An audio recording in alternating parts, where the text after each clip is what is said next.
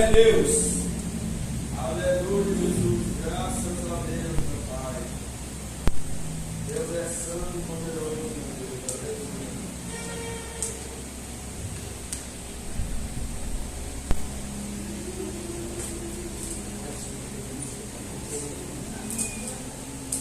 Pode exaltar o Senhor com palmas na hora.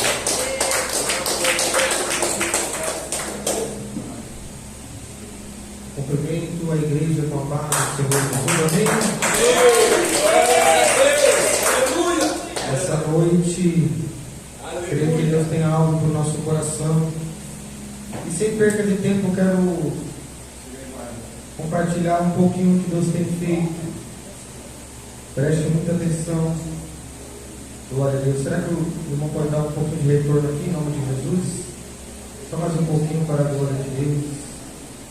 Escute isso. Aos 3 meses de nascido, uma criança é rejeitada pelo seu pai e também pela sua mãe. Aos 13 anos depois de nascer, essa criança se encontra nos braços de uma mulher que não era seu parente. E a avó, mãe da criança que tinha abandonado, decide ir atrás da criança para o reencontrar e tomar a criança de volta para os seus cuidados. Até mesmo porque em sua mente ela imaginava: essa criança, ela faz parte da nossa família, então quem é que tem que cuidar somos nós. Essa criança sem o pai, sem a mãe, a avó decidiu buscar essa criança nos braços de uma outra mulher. Com os 3 meses de nascido, seu pai, com a cabeça pedida, ele decide sair de São Paulo e viajar para Minas Gerais. A cabeça pedida é quando, alguém está prontamente esperando a oportunidade para tirar a vida da pessoa. O pai, sendo carioca, ele sai, viaja de São Paulo para Minas, e essa criança começa a crescer. A avó leva essa criança na CCB dos 3 meses em diante, até uns 8 anos de idade. Até os 8 anos de idade, essa criança ela está aprendendo que o caminho é na presença de Deus. Nós sabemos que dos 3 meses de idade não tem quem lembra ou quem saiba do que é o certo e do que é o errado. Ao ir crescendo e aprendendo, assim vai sendo aperfeiçoado e vai aprendendo sobre os preceitos de Deus. Com 10 anos, essa criança retorna para o cuidado da mãe que tinha abandonado. Mas a mãe ainda se encontrava no mesmo estilo de vida: drogas, orgias, crime. Essa criança volta para os cuidados de sua mãe. Ao voltar para os cuidados de sua mãe, essa criança começou a ver coisas ilícitas que não agradavam a criança ver. Era essa criança numa mesma casa, inalando fumaça de droga junto com a mãe. Era a criança na mesma casa bomba. Quem não sabe, a casa bomba é a responsável por abrigar e estocar drogas, armas e tudo que não presta. Essa criança cresceu vendo tudo que não prestava. Aos 12 anos de idade, essa criança decide não estudar mais. Ela até estudava, só que por ver e aprender na prática que a mãe não estuda, o pai já não conheceu nem por foto. 10 anos a criança está tendo em mente, 12 anos a criança está pensando: quem é meu pai? Mas nem uma foto para poder saber quem ele é. Isso marca o presente e o futuro das nossas crianças. Se tu é um pai, luta para ser presente na vida deles. Lute para ser presente na vida delas. Se tu é uma mãe, faça assim. Se você vê que a mãe não pode estar presente, que você possa estar no lugar dela para que a criança venha ter um futuro. Não marcado pelo sofrimento, mas acolhido pelo amor. Eu costumo pregar e dizer que as nossas crianças, elas não estão preocupadas com o que falamos. A gente tem a mania de falar e falar, não, mas as nossas crianças, elas estão observando o que nós fazemos. É o que nós fazemos. Porque todavia tem gente que pode falar, você não pode fazer isso, mas a mesma faz, o mesmo faz. Eu vou listrar para você entender. Tem quem está no mundo e diz para o filho, quando tu crescer, tu não pode ficar caindo no boteco pela amanhecer. Na porta, enquanto o boteco fecha, tu cai e dorme lá de tanto beber. Mas o mesmo que está ensinando para a criança que não deve fazer, faz. As crianças, elas estão de olho no nosso andar, no nosso testemunho. 12 anos, essa criança decide parar de estudar. Aos 13, ela conhece o tráfico de droga. Ela vira oleira, vira oleiro. Quem é o oleiro? É aquele que fica nas esquinas ou na viela, com o olho no movimento da rua, para que possa alertar quando a polícia se aproxima da loja, da boca de fumo. Essa criança começou a pegar gosto. Eu vou abreviar porque o horário não permite eu contar muito detalhadamente, vai uns 1 hora e 20 minutos e olha lá, vai pular muita coisa. Aos 13 anos, essa criança já está envolvida. Ela já não vai mais à escola. Ela já conheceu droga, até porque mesmo quando crescia dentro de sua casa, inalava. Mas nós sabemos que muitas das vezes quem está respirando mais fuma do que quem está fumando. Sabia disso? Se tem alguém que fuma, aquele mata-rato, aquele cigarro maldito, perto de uma criança, a criança inala, ou até dentro de casa, quem está inalando está fumando mais do que quem está fumando. Eu não sei se você está preparado para esse tipo de conversa. É verdade. Então começou a fumar também. Com poucos anos conheceu a cocaína. Aos 13 anos, aos 14, já estava acumulando algumas passagens pela polícia. Aos 15, foi preso. Na 5ª audiência no fórum criminal da vara da criança, dos menores infratores, com 15 anos já ficou preso. Ficou alguns meses preso porque já possuía altas passagens pela polícia, ao qual muitas vezes não dava em nada. A mãe ia na delegacia, assinava e saía com ele porque era menor. Mas de tanto acontecer, se repetir isso, os juízes viram alguma coisa está errada com essa criança. Os pais e as mães não estão criando. Cadê o pai? Não está registrado no registro geral. A mãe parece que não está cuidando. Porque a criança é pega com arma, é pega com droga, é pega pela polícia e várias e diversas vezes. Aí assim era montado uma escala de audiências. Só que na 5ª ele ficou. Na 5ª audiência, no fórum criminal, essa criança, para mim é criança, 15 anos. Engraçado que 15 anos hoje, as crianças já são mãe de 2. A triste realidade do que está acontecendo com o nosso planeta. 12 anos, 15 ainda está velha. Com 12 anos conheço crianças que já está segurando a sua criança no teu colo. Vê se não é um demônio. Vê se não é o diabo que está acabando com tudo. E também tem algum movimento da parte dos pais. Porque é engraçado, levar para a igreja para preservar o futuro e o presente não leva. Mas ver dançando no TikTok até o chão apoia. Depois não sabe por que acontece essa maldição. Eles financiam o próprio pecado. Com 15 anos preso, ele já era integrante de uma facção criminosa. A boca era milionária. Hoje eu posso falar o nome dele porque o mesmo já não existe mais. Foi cancelado o CPF.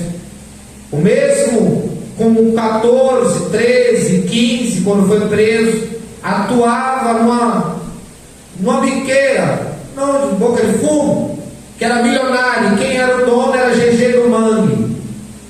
GG do Mangue dizem que era braço direito do Marcola antes de ele ser executado, dentro de um carro blindado com tiros de fuzil. A loja vendia muito, era milionário. Quando ele sai, ele decide não viver mais nesse mundo do crime. Mas os desejos, cuidados e seduções do mundo o oprimem, o perseguem, o tentam e ele cai. Ele não consegue seguir depois de sair da Fundação Casa, onde ele tirou alguns meses de prisão com 15 anos. Ele retorna, e nós sabemos que depois que batiza, o templo é purificado. Se tem um demônio dentro dele que está agindo, ele bate em retirada, a casa é limpa e adornada, o corpo fica vazio, não tem espírito maligno que o conduza para tentar e cair no pecado. Mas o mesmo quando não vigia, a Bíblia diz que quando cai novamente, depois de ter se batizado, purificado, o corpo, a mente, o batismo da nova pessoa, apagar os pecados anteriores para viver uma nova vida. A Bíblia diz que quando não vigia e o mesmo cai ou a mesma, a Bíblia diz que volta aquele que estava junto com outros mais. Me ajuda aí, junto com os outros mais. Então são 8, e o estado do mesmo e da mesma é pior do que o anterior. Imagina, se um demônio faz arruaça, imagina voltando ele com mais 7 piores do que ele. Esse jovem não aguentou a pressão. Estando no crime, ele retornou, recaiu. E o que acontece?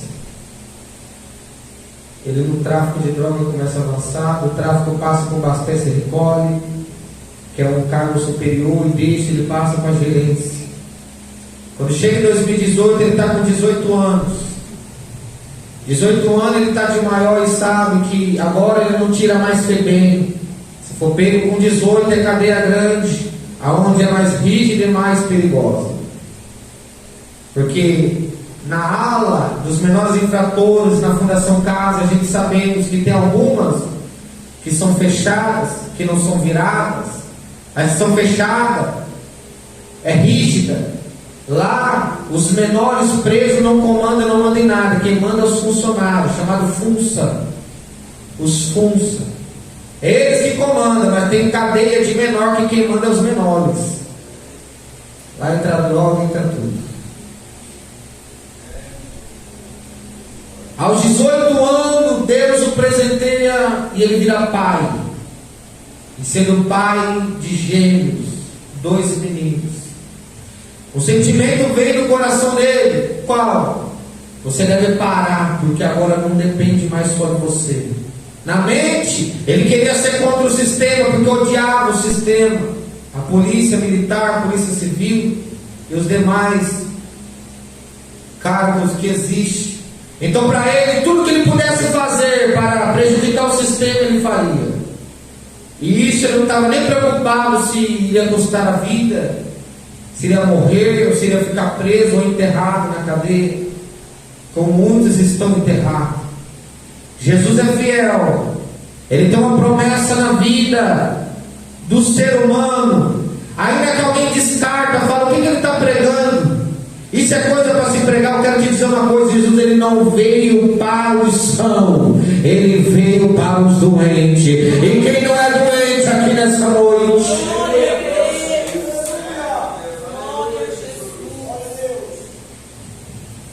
Ele tem em mente: se eu não parar, eu vou ser preso. Se eu não ser preso, eu vou morrer. Se eu não morrer, eu fico paralítico.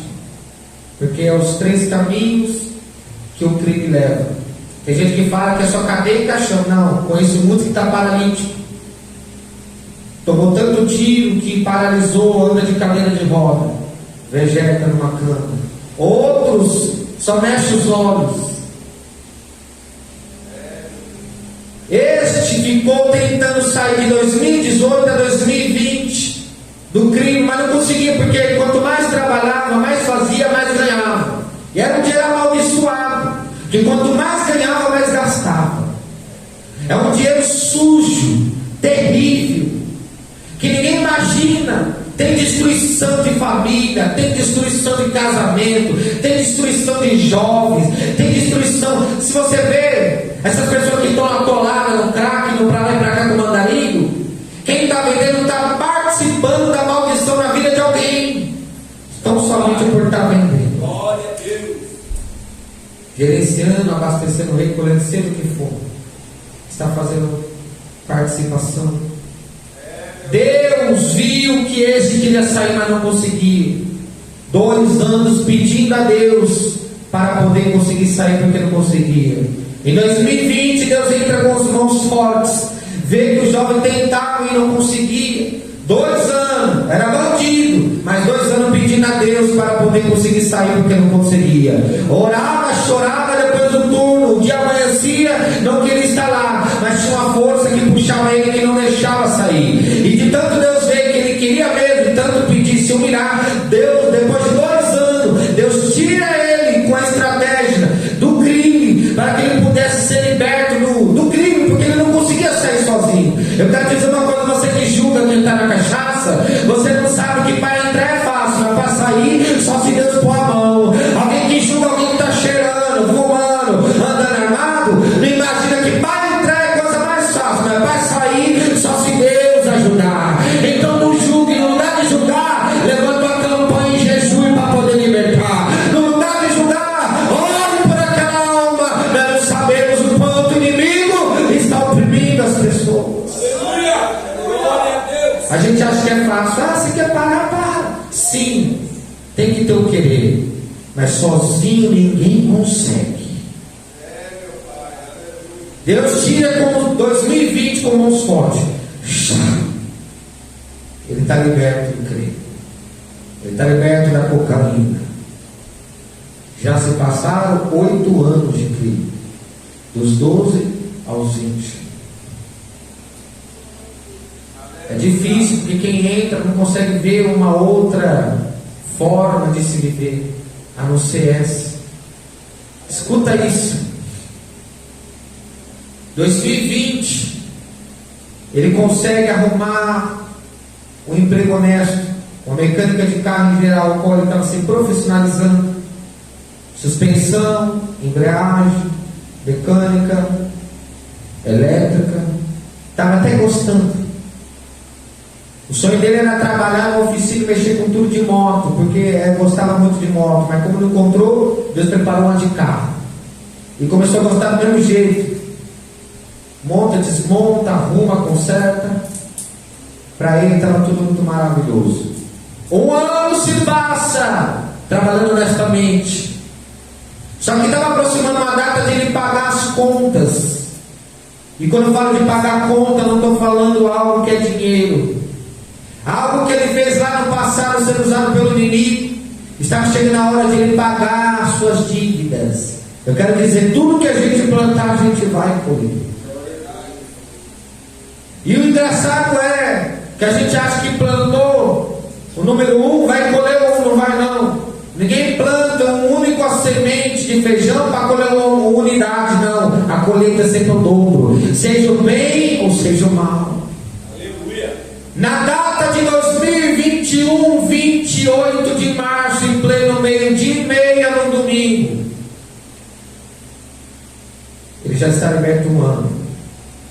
O jovem que atuava com ele, parceiro de BO, essas coisas de crime, vê que o carro dele está na porta da casa e tinha 1 ano que eles não se viam. Um se libertou, esse que eu estou contando a história, e o outro que era parceiro dele ainda estava no movimento. Ao ver o carro, veio um desejo, vou chamar ele lá, faz tempo que eu não vejo. Chamou ele lá uma vez, o mesmo estava dormindo no meio-dia, porque chegou 6 da manhã em casa, me agradaram. Tentou a segunda tentativa, acordou, conseguiu até acordar, entrou dentro da casa e chamou. Falou, hoje eu estou aqui, hoje lá em cima, sobe lá. Eu vou enrolar um para nós fazer fumaça. Vou comprar uma cerveja gelada, meio-dia e meia, domingo. Coisa de ímpio, né? Ele quer curtir, tá pra lá e pra cá. É só isso.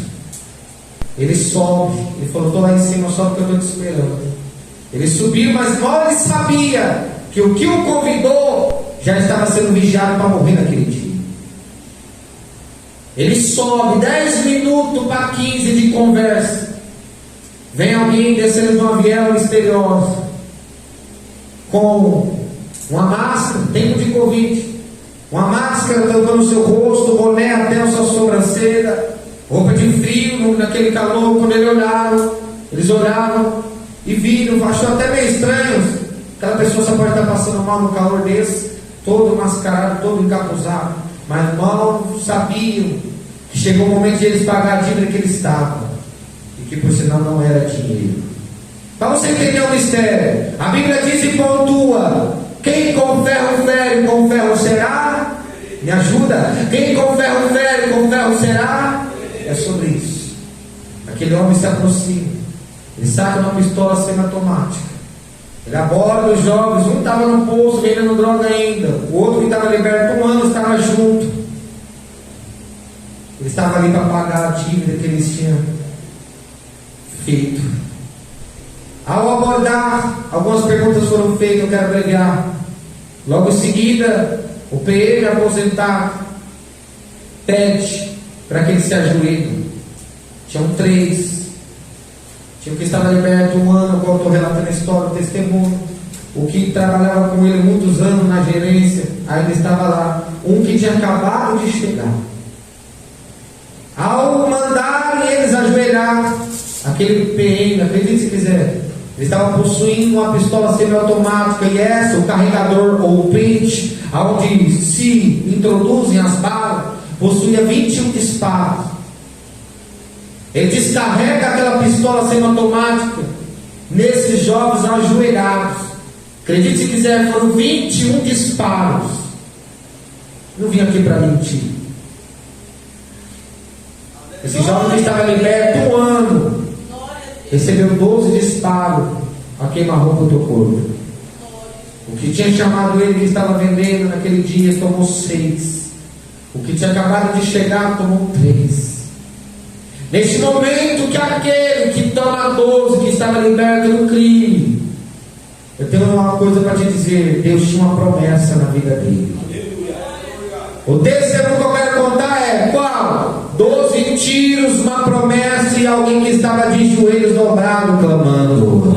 Eu não sei como que você está aqui na situação, se tem alguém na tua casa que está de alguma maneira desse jeito no mundo, na libertinagem, mas eu tenho uma coisa para te dizer: o poder do joelho dobrado responde para liberar o livramento. O poder do joelho dobrado traz sim o evento da salvação. Aquele jovem, quando cai com 12 disparos, nem me pergunta se doeu ou se queimou. O impacto foi tão grande e forte porque ele não ouviu barulho e não sentiu nada, ele desmaiou na hora. Quando ele cai no chão, ele já estava ajoelhado, mas cai no chão. Aquele momento os demônios se aproximam porque queriam interromper com o propósito de Deus. A promessa de Deus era fazer um missionário. Quando ele cai no chão, na mão de demônios tentando desgarrar, e a boa mão para puxar a alma dele, para tentar descolar do corpo, para que pudesse levar logo. Que a gente sabe, a morte significa separação. Quando o corpo cai, tem que ser sepultado, o espírito e a alma saem. E isso é a morte, isso é a separação. Os demônios queriam tirar a alma do corpo, porque uma vez que saísse, ou ela não ia ficar vagando ali do lado do corpo e se lamentando. Uma vez que sai, ela vai ser destinada a 2 caminhos. Ela não vai para os 2, mas vai para um. Ou ela vai subir, ou ela vai descer. Não existe purgatório, não existe alma ficar vagando, não existe, eu tive contato com alguém, não, era um demônio. Não existe, ou ela sobe ou ela desce. Por isso que os demônios queriam arrancar. Mas Deus, naquele momento, por ter promessa e por ter alguém de joelho dobrado, ele manda 3 anjos do céu. Eles descem, aleluia, no abrir e fechar de olhos, acampa ao redor daquele jovem,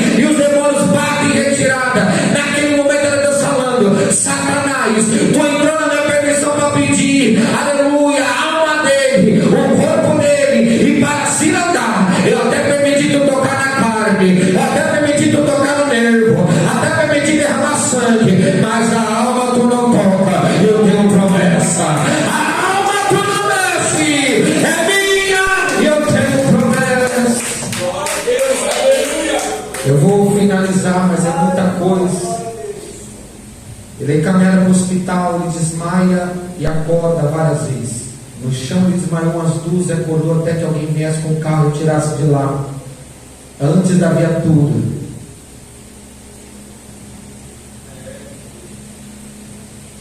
O carro pega ele e leva para o hospital, tempo de Covid. Levaram justamente para o hospital sem saber que só aceitavam pessoas com Covid. No meio do caminho ele desmaiou e acordou 3 vezes. Do caminho para o hospital e ele tinha hemorragia interna. Ele teve 6 perfuração no intestino. E isso levou a amputação de 50% do intestino, que virou a síndrome do intestino curto. Perfuração no tórax, no fêmur direito, de raspão na nuca atrás, no peito, nas costas, até no glúteo levou. Foram 12. Quando ele está chegando no hospital, ele acorda com o barulho da buzina do carro alvoroçado. O carro buzinando para que alguém pudesse vir correndo, porque era um estado de saber que poderia morrer a qualquer segundo. Ele acorda com o barulho da buzina. A primeira sensação que ele tem quando ele acorda, ele está tendo hemorragia interna, não vazou nada por fora. Ele sente o quê? Da cabeça aos pés, o corpo adormecendo completo. O corpo adormecendo da cabeça aos pés e a vista se apagando assim, ó, devagarzinho se escurecendo. Ele disse para a mãe no banco da frente do carro: mãe, estou morrendo. A mãe disse: o que é que está acontecendo? Aguenta mais um pouco. Ele disse: não, eu estou sentindo o quê? O meu corpo adormecendo da cabeça aos pés e minha vista se apagando, se escurecendo devagarzinho. Naquele momento a vista se apagou, ele não enxergou mais nada, ele ficou cego fisicamente. Mas quando ele abre a porta daquele carro, do lado direito, a porta de trás, para que facilitasse que alguém tirasse ele, porque estava com medo de morrer. É o mesmo momento que quando ele olha, tem uma visão espiritual. Deus mostrou para ele em visão, acredite se quiser, quando ele olhou para o teu lado direito, já não enxergando mais nada fisicamente, como eu te vejo, vocês me veem, aleluia. Deus dá uma visão espiritual para ele ver 3 seres caminhando na direção dele, correndo, e a visão que ele tem é de baixo para cima. Ele vê que a vestimenta, o jaleco, era branco, mais alto que a neve, mas não como da medicina, que vai até o joelho. O jaleco ia até o chão, branco, mais alto do que a neve. Quando ele começou a olhar e ver aquela visão, foi subindo, ele começou a ver que quem estava no meio empurrava a maca, aquela cadeira, aquela cama, quer dizer, com rodinha,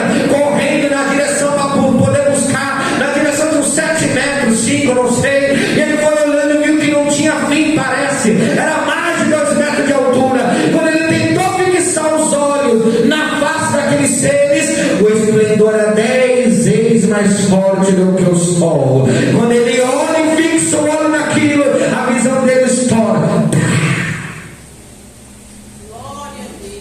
Ele já estava cego fisicamente, a visão era espiritual e perdeu também. Porque digo, quem tenta ver a glória de Deus não consegue ficar da mesma maneira. Ele foi levado para dentro do hospital. 1h da tarde, entra dentro do hospital. Sabe até que hora que ele ficou desassistido? Sem ninguém mexer? 12 balas dentro do corpo. Ele ficou da 1 da tarde até as 11h30 da noite. Se você contar na mão, conta aí, deve dar umas 10 horas de relógio.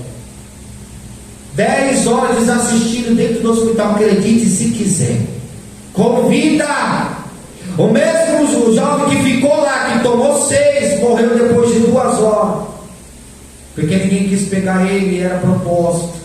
Ele ficou lá até que a polícia chegou e ficou fazendo hora para que ele morresse no local. Não morreu no local, mas morreu. A ambulância foi com ele devagarzinho, assim, a 1 por hora, até chegar no hospital para que pudesse morrer no caminho. Não morreu, mas morreu quando chegou dentro do hospital depois de 2 horas. Quem sabe ele morreu 2 da tarde. O jovem que tomou 12 entrou no hospital a 1 da tarde. Quando era 11h30 da noite, estava com vida ainda desassistido. Até que decidiram transferir ele para o outro hospital porque não queria mexer lá. A mãe disse: vai mexer aqui porque chegou aqui, vai mexer aqui. Que negócio que vai mexer? E entraram, então decidiram entrar na cirurgia. Mas antes de entrar, a mãe cirurgião: doutor, qual que é a esperança, doutor? Me dá uma esperança que tudo vai ficar bem. Ah, meu filho, doutor, me dá uma esperança que tudo vai dar certo. E o médico olha para a mãe e diz: olha, a certeza que eu tenho é de 100%, 99,9% é a chance que ele morre. A mãe diz: meu Deus, doutor, ele só sobra 1%, então ele não sobrevive. Doutor, me dá uma palavra de esperança. O doutor repete: 100%, aleluia, 99,9% é que ele morre, sobra 1. E ela diz: doutor, o que eu vou fazer com 1? O doutor, tomado pelo Espírito Santo, Deus usa a boca dele para dizer: no 1%, sabe o que tu faz? Se tu tem Deus, tu clama. No 1%, sabe o que tu faz? Se tu tem Deus, tu pede. No 1%, sabe o que tu faz? Se tu tem Deus, dobra o joelho, se humilha, e ele falará contigo. Naquela noite a mãe saiu, aleluia, antes das 11, aleluia. Ela sai para buscar uma confirmação, e quando ela busca a confirmação entrando na igreja, quando ela entra na igreja, alguém fala com ela na mensagem: você que entrou aqui dentro nessa noite, eu te digo, o que eu estou fazendo hoje não é para a morte, mas é para que o meu nome seja glorificado. Assim a mãe tem esperança, porque Deus falou com ela: não vai morrer, tem 1%, mas não morre, porque eu tenho promessa. Agora eu quero terminar. Tem muita coisa que eu já pulei que é tremendo. Entraram na cirurgia umas 11h30 para lá. Sabe que hora que a cirurgia parou? Foram 15. Ela parou meio-dia do outro dia. Foi a madrugada inteira. Acredite se quiser. Não vim aqui contar mentira, encher linguiça, não. É a verdade. Entrou 11, quase 11h40. Foi o meio-dia do outro dia, porque era de risco. E o propósito do médico é mexer, é salvar. É bandido ou não, eles têm, a obrigação dele é mexer para salvar. Embora eles não queiram mexer, mas quem falou que o homem manda alguma coisa? Entraram na cirurgia. Chega um momento que o jovem vem a óbito. Os médicos já dizendo que 99,9% era a chance que morria. Tentou animar uma, tentou duas, nada. Mandaram e avisar a mãe, que estava passando a madrugada toda lá preocupada. Deus deu força para aquela mulher. Senão ela tinha morrido só de ver tudo isso aí. Quando ele vem a óbito, algum chefe da cirurgia manda alguém dar o recado para a mãe. Quem sabe assim para ela perder a esperança. Não ficar eles contando que vai ter vida porque morreu. Quem sabe assim, parafraseando, eu posso ver que parece que acontece que os médicos, depois de animar uma, animar duas, não deu nada, eles tiram a luva uma por dentro da outra e mandam dar o aviso. Só que sai alguém lá do centro cirúrgico e procura a mãe. Adriana, é a senhora Adriana. Quando chama ela vem falar com o médico: senhor, doutor, tá tudo bem, doutor? Deu tudo certo, doutor? Ele fala: olha, não é mais Vinícius de Oliveira, eu tenho que te dizer isso. Mas ele está terminando de dar o aviso do atestado que não deu chance, não deu jeito para nada. Neste mesmo momento, alguém abre a porta lá atrás e grita: ele ressuscitou, ele ressuscitou, e grita: ele ressuscitou, bebê, ele ressuscitou.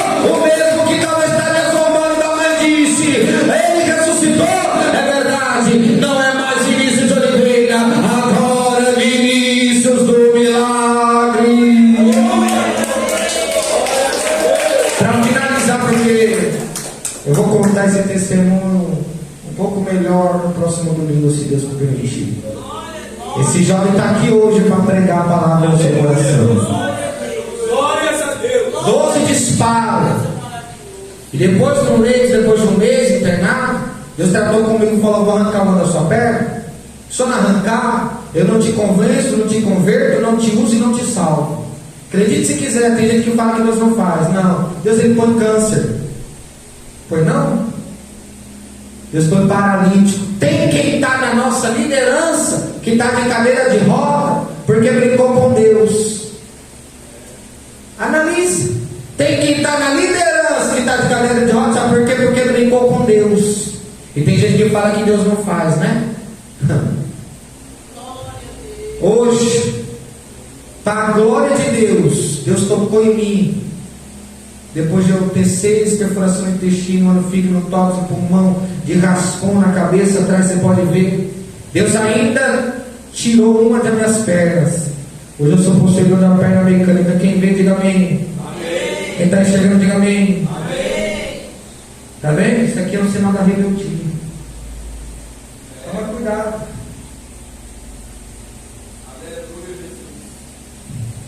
Para a glória de Deus, com perna ou sem perna, o propósito de Deus está se cumprindo.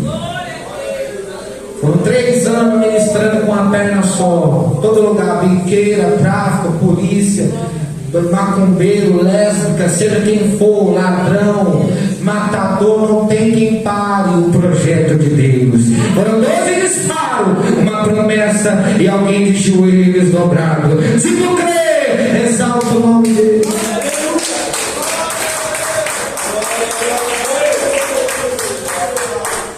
Pega a tua Bíblia rapidinho. 2 Timóteo 4.